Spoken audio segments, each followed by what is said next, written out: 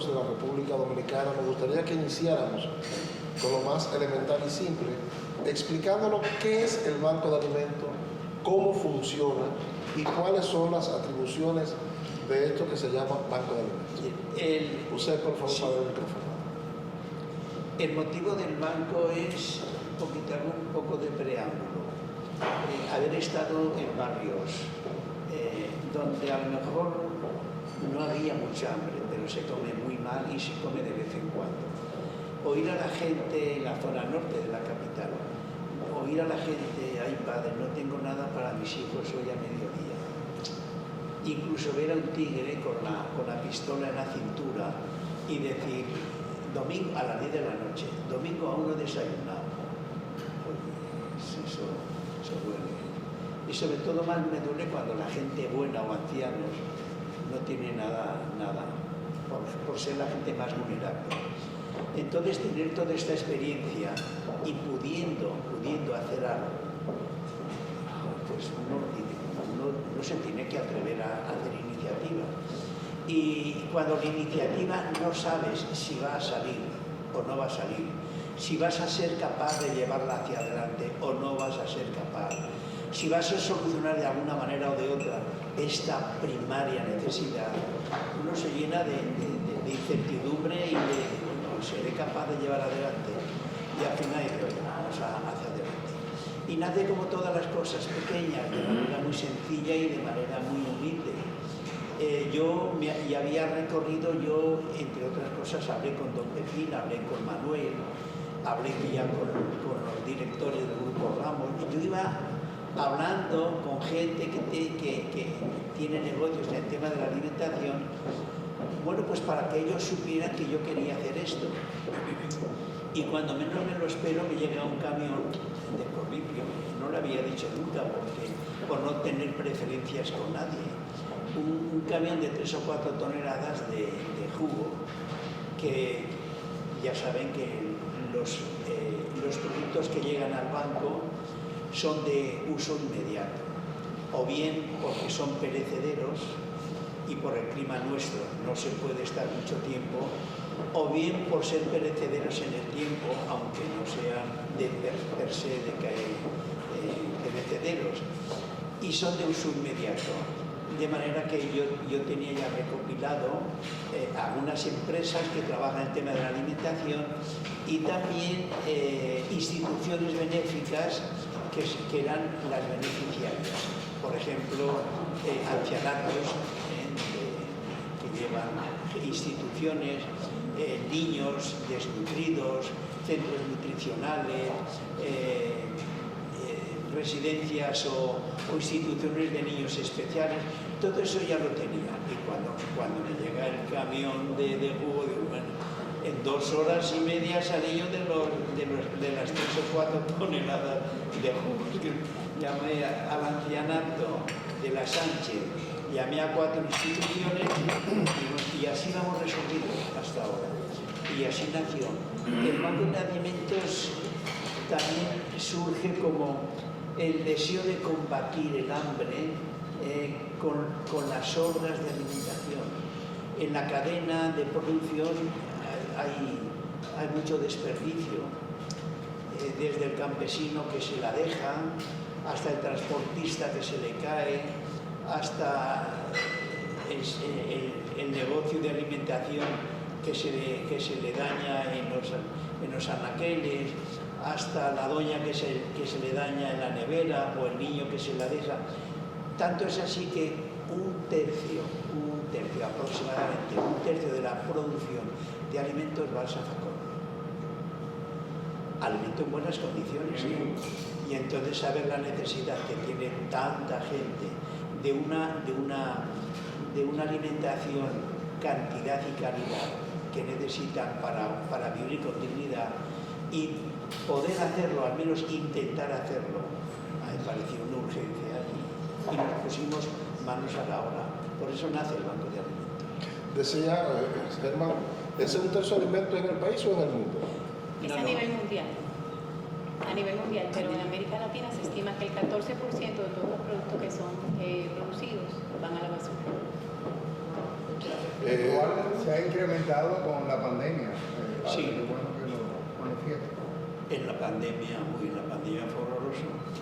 Horroroso en el sentido que tuve que tomar una decisión, todo el mundo trancado, lleno de miedo, todos trancados.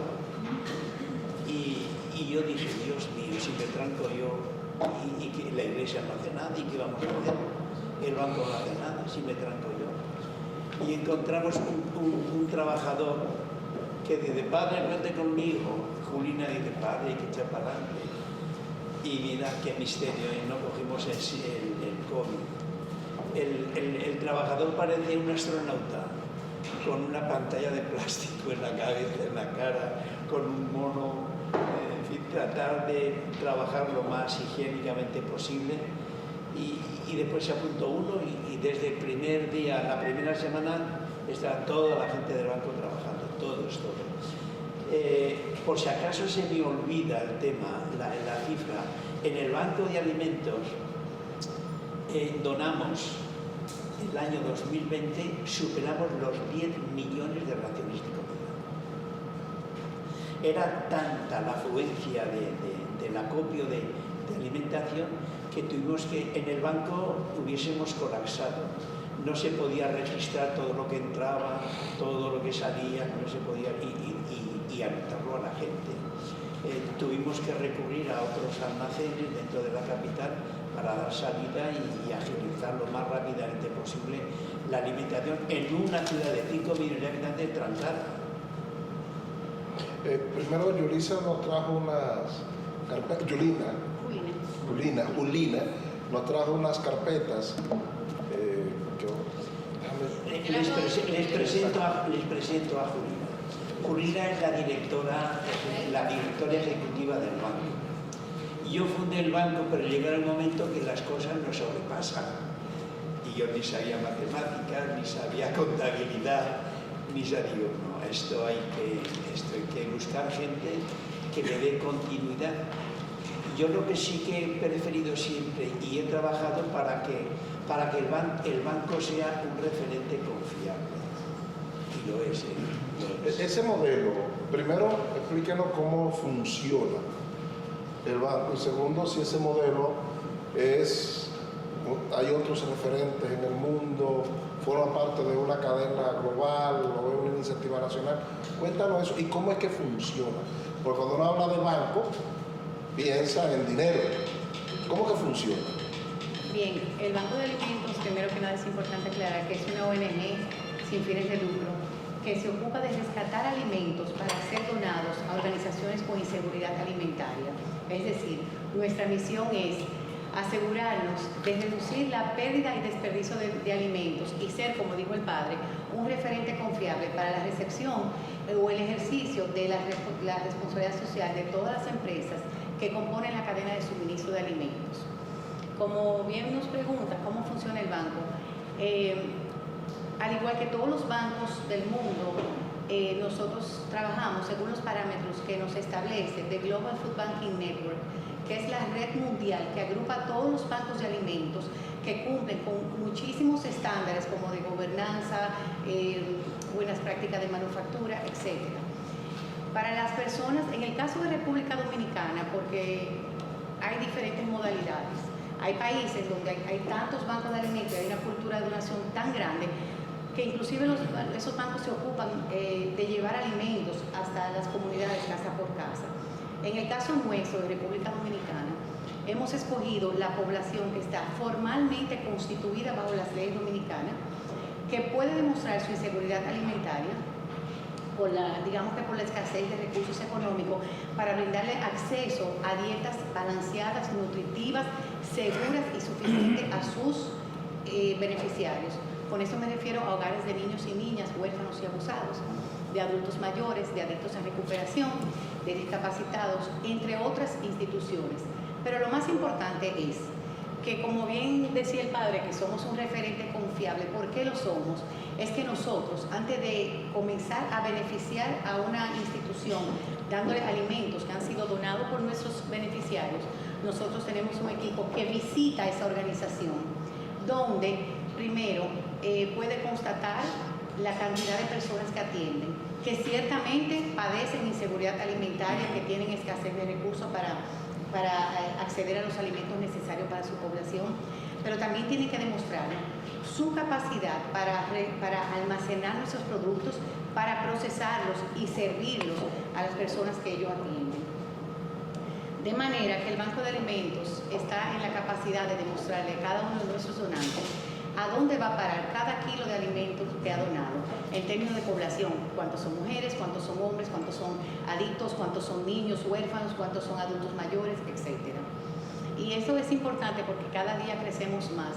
Sin embargo, se hace importante que cada vez más se unan, sobre todo las empresas distribuidoras y fabricantes de alimentos, los retailers y de manera especial los supermercados. Es mucho la cantidad de alimentos que cuando están próximos a vencer, sin embargo, están siendo aptos para el consumo humano, son destruidos, son compactados y echados a la basura. Esa parte me gustaría que usted lo explique. Las donaciones, ¿quién dona los alimentos? ¿Cómo los dona? ¿Qué tipo de alimentos donan? ¿Qué garantía tienen ustedes de que son alimentos adecuados para el consumo humano? ¿Y cómo es esa relación que tienen ustedes con los donantes?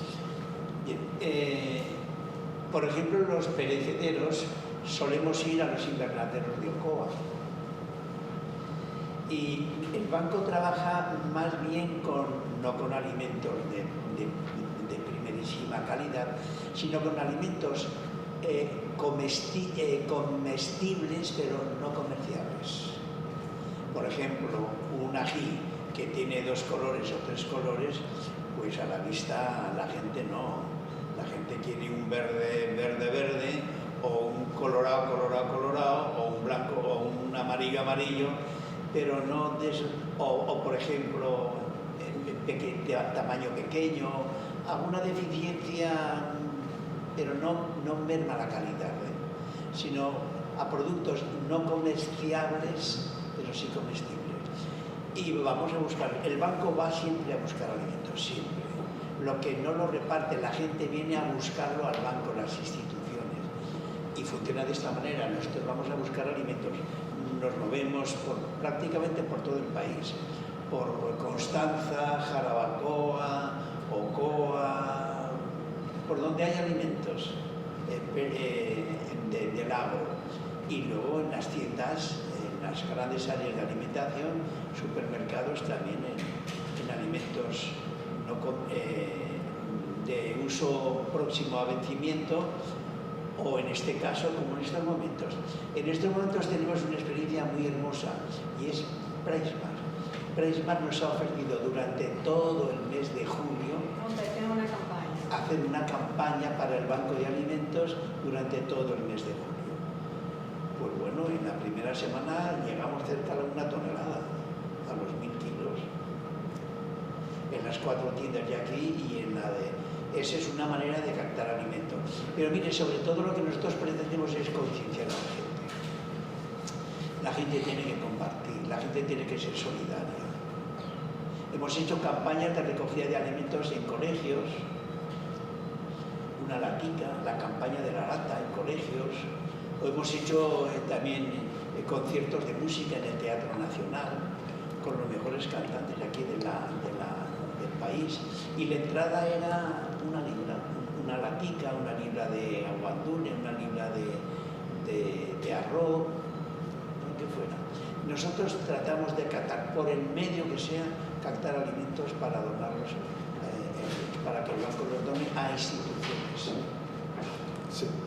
Dentro de los objetivos, ustedes tienen la reducción de los, reducir los desperdicios de los alimentos y acabar con el hambre cero. ¿Ustedes han realizado algún estudio previamente que han determinado si se ha reducido ese desperdicio, si han terminado, si han mitigado un poco el hambre en el país?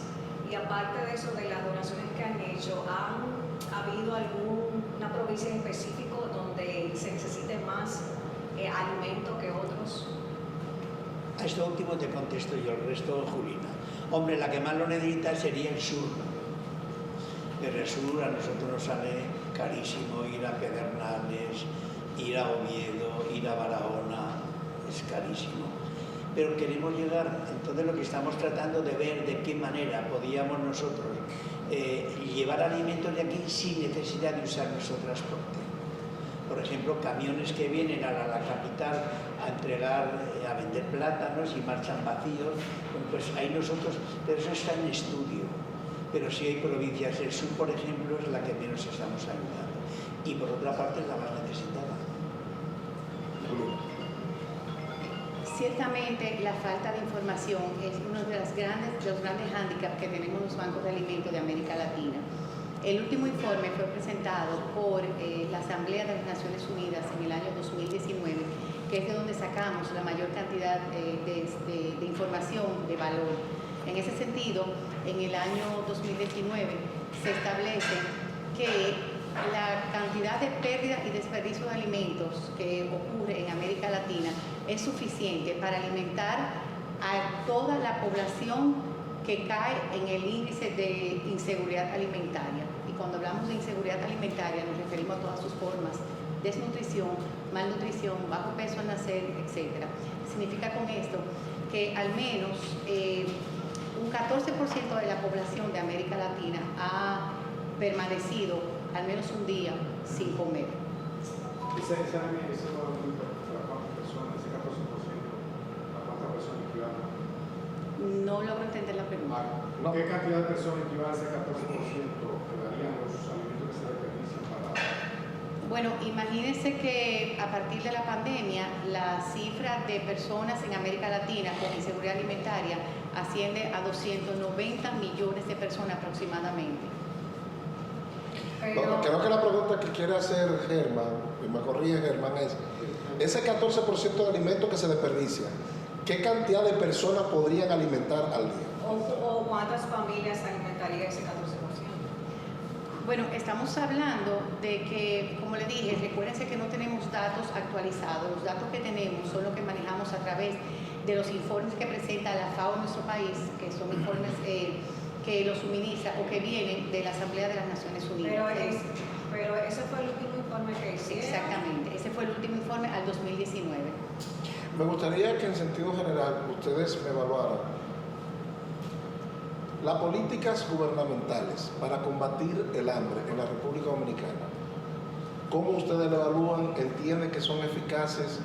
¿Cómo pudieran ustedes entrar en esta dinámica? Vamos a ver.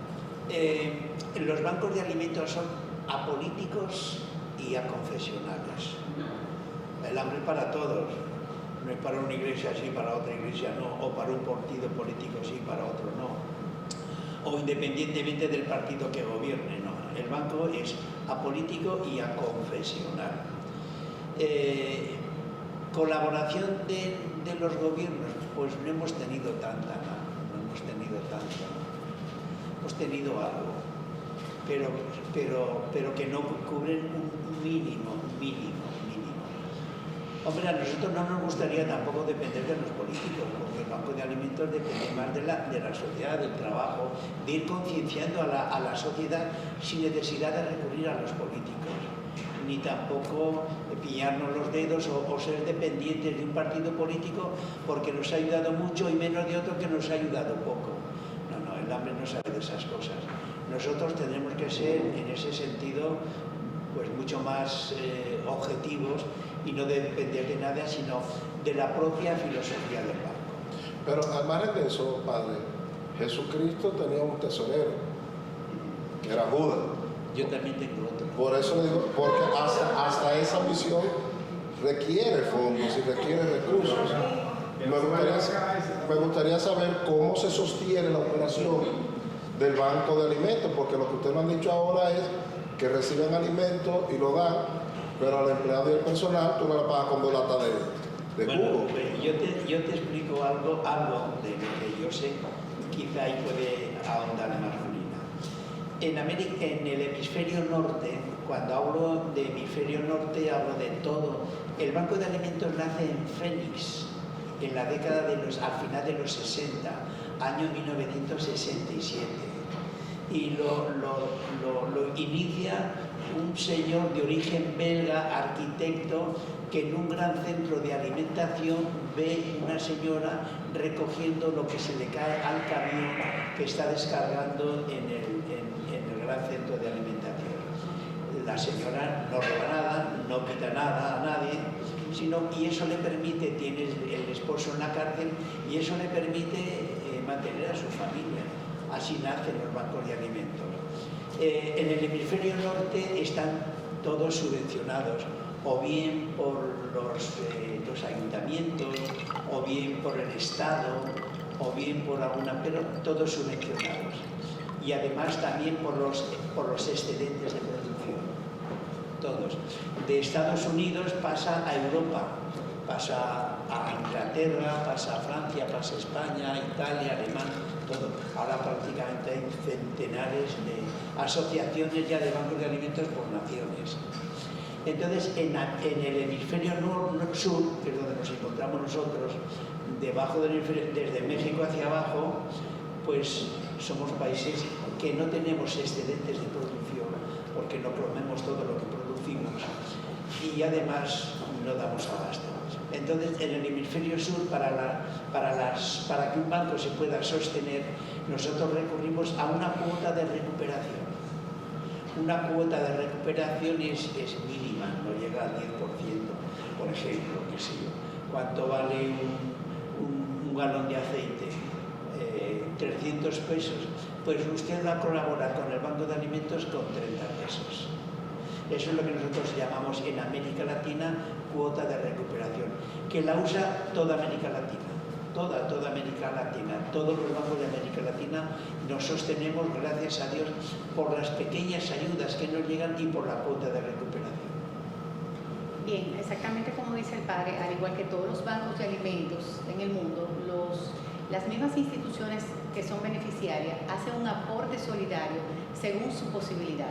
Es decir, el Banco de Alimentos no le asigna cuánto van a pagar, simplemente según su posibilidad ellos hacen un aporte. Por ejemplo, una organización que tiene, digamos, 40, 60 personas, hace un aporte mensual probablemente de 4 o 5 mil pesos al Banco de Alimentos. Sin embargo, nosotros le damos en producto mucho más de 50, 60 mil pesos en alimentos que para ellos sería imposible adquirirlo en el mercado.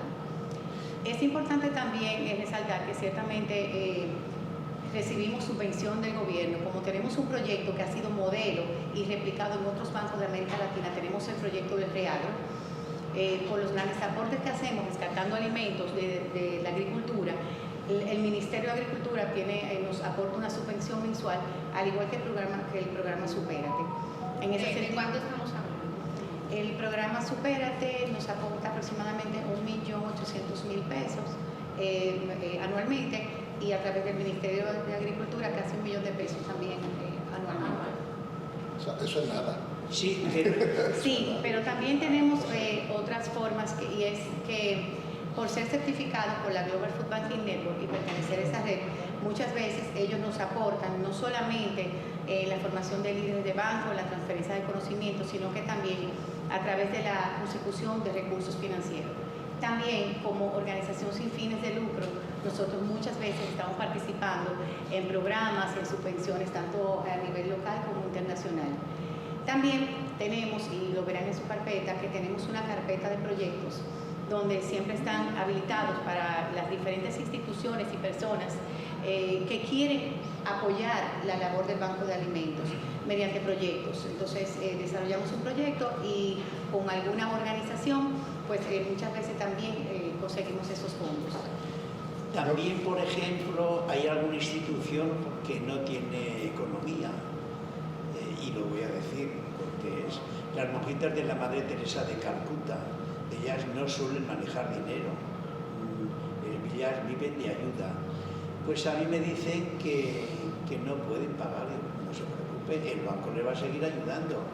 Entonces yo he buscado una familia que les paga mensualmente al banco el dinero que deberían de aportar ellos. Es decir, cuando nos encontramos con una institución legalmente constituida y realmente necesitada, el banco hará lo posible para ser beneficiaria del banco, aun cuando ellos no tengan el dinero suficiente. Fernando quería contar algo. Sí, establecer también de manera diáfana que aquí tenemos un mandato de la Constitución, en el artículo 54, cuando nos habla de la seguridad alimentaria. Entonces, eso es muy importante porque el Estado es que está a cargo de cumplir esa seguridad alimentaria. Evidentemente, hay muchas cosas que tiene que hacer el Estado que por algún tipo de precariedad no puede cumplir con la misma. Nosotros, frente a esa realidad, ya ustedes han escuchado la necesidad del banco de alimentos, evidente, porque tenemos ahí una realidad que nos golpea de personas que si no se suple de estos alimentos, pues ese día no van a comer. Tan dramático como eso, pero así es. Y el banco ha venido a suplir esa necesidad, a complementar, junto con el Estado, esa necesidad que hay en la sociedad dominicana. Ahora bien, de todo esto y la forma, como bien dice el padre, de los posibles ingresos que pueda tener el banco para poder dar el servicio correspondiente, pues siempre de una forma u otra aparece ese dinero.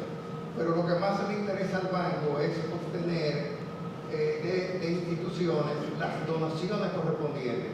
Piensa que el banco no va a realizar una necesidad puntual e individual, sino colectiva, porque si no fuera imposible. Esas toneladas de raciones, esos millones de raciones que se han podido hasta ahora realizar, ha sido por esa estrategia que los bancos de alimentos tienen. Reciben de instituciones alimentos y a instituciones también le donan esos alimentos que necesitan o requieren de estos alimentos. Ahora bien, ¿qué se crea? Tanto en América Latina y República Dominicana no es la excepción.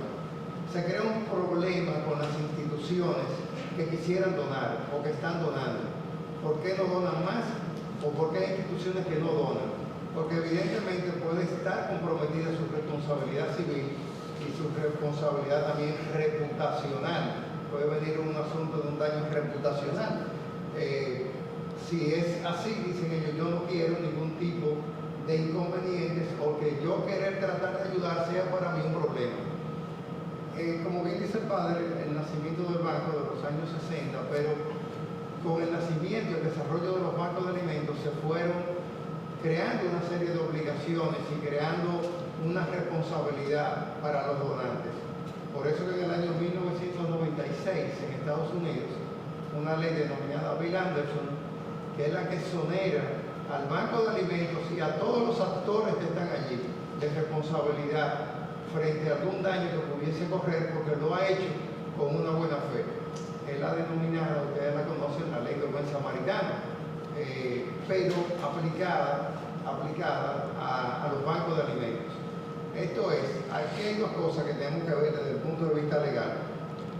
Que el día de mañana, cuando yo vaya a un grupo comercial que tiene un sobrante, que tiene algún alimento que donar, porque entiende que no va a ser necesario ya, entonces no tenga, que eso no le cree ningún tipo de contingencia que el día de mañana puedan hacer. Por eso es tan importante la figura del banco de alimentos, lo que somos nosotros, porque somos los que vamos a garantizar que se la vamos a entregar a otras instituciones que sí la requieren y que su consumo va a ser inmediato, porque si no va a acarrear un problema. Y si surge que hasta la fecha de hoy aquí no ha ocurrido ninguno, pues esté exonerado de una responsabilidad ese donante. Entonces, esa es una de las limitaciones que nosotros por ley debemos de incluir o de legislar frente a esta necesidad. El otro aspecto es qué cantidad yo puedo donar. Entonces ahí viene la limitación por ley de la norma tributaria de que solamente le permiten a las instituciones realizar una donación del 5% de la renta imponible. Dice, pero yo quiero donar más, yo quiero donar un 10 o quiero donar un 20, o tengo una cantidad de inventario que sobrepasa eso. Sin embargo, ahora, por las disposiciones legales que existen, el impuesto interno va a considerar eso como un gasto no reconocido. O sea, y está afectando con ello la seguridad, algo que por constitución la Constitución mismo que prevé la seguridad alimentaria en su artículo 254, sin ningún tipo de miramiento, está siendo violada por una norma, una disposición tributaria que también es entendible. Y tenemos que poner los reglamentos necesarios y suficientes para que la